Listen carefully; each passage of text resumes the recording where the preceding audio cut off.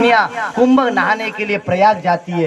पर यहाँ कथा आती है कि मकर में जब रवि आता है, माघ मकर गति रवि, और गोमती नदी माने द्वारका, द्वारका में गोमती नदी है।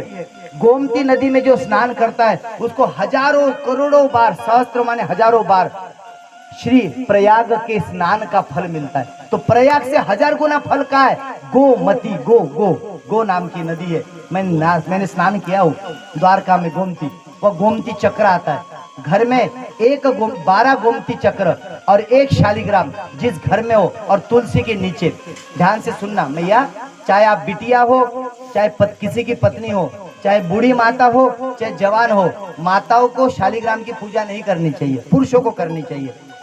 अकेले शालिग्राम नहीं करना चाहिए, पर शालिग्राम के साथ गोमती चक्र हो और तुलसी के वृक्ष के नीचे रखा हो तो फिर आप उसमें जल डाल सकती हो, फिर आपका पुण्य बढ़ेगा। पर अगर आपने शालिग्राम पे जल डाला तो आपका पुण्य नाश होगा, शास्त्र में लिखा है।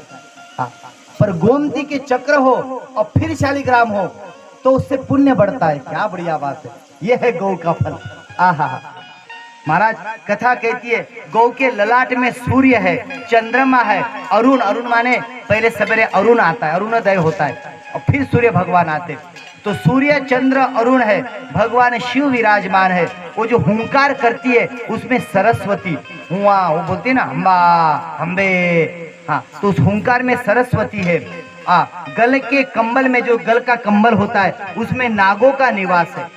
देखो, नाग पाताल में है, पृथ्वी पे है, आकाश में है, शिवलोक में है। उस नाग का दर्शन करना हो तो उसकी गौ को ऐसा करो थोड़ा। मैं रोज करता हूँ, मेरे आश्रम में गाय है तो मैं ऊपर रूम है मेरा, ऊपर के कक्ष से जब नीचे आता हूँ तो रोज गाय को यूं करता हूँ, चाहे दिन हो चाहे रात हो, रोज वो ऐसे ऊपर सिर कर देती है। बड़ा आनंद आता है, ऐसा लगता है दिन भर की थकान मिट गई मेरी।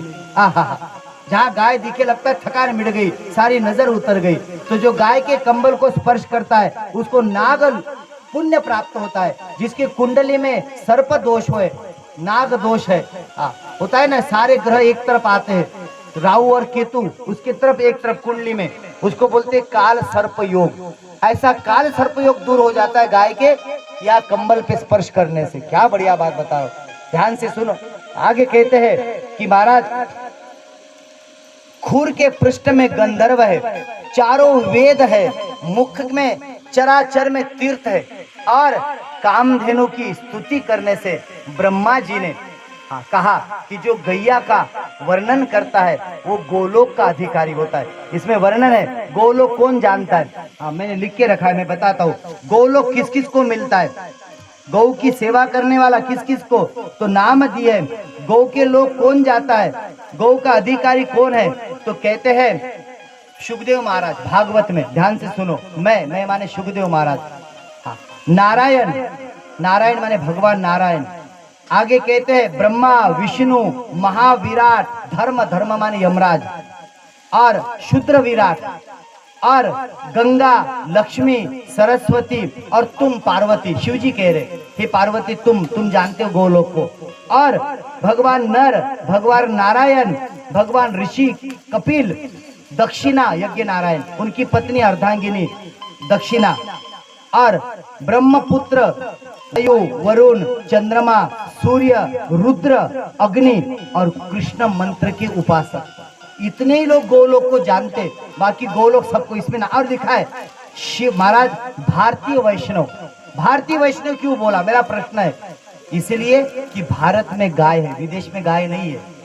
विदेश में तो एक है गधा, एक है भैंस, एक है खच्चर, इन सब के मिलन से गाय के नाम के एक प्राणी बनाई, उसका नाम है जर्सी, उसका नाम है एचएफ, और भी क्या क्या नाम है ना। हाँ, तो वो दूध वाला प्राणी है, वो गाय नहीं है। गाय तो भारत में, इसीलिए गोलोक में यहाँ लिखा है भारतीय वैष्णव ही जाते हैं। भारतीय वैष्णव, दूसरे नहीं जा सकते। गोलोक का वर्णन है। हाँ, अब मूर्खों को पता ही नहीं मरकर कहाँ जाना है, उन मूर्खों को पता है, हमको पता है। इसलिए हम पहले से पुण्य कर्म, सत्कर्म, माता पिता की सेवा, गाय की सेवा, क्योंकि हमें जन्म भी पता है, मरण भी पता है। भगवान कृष्ण कहते हैं अव्यक्तादीनि भूतानि व्यक्त मध्यानि भारता।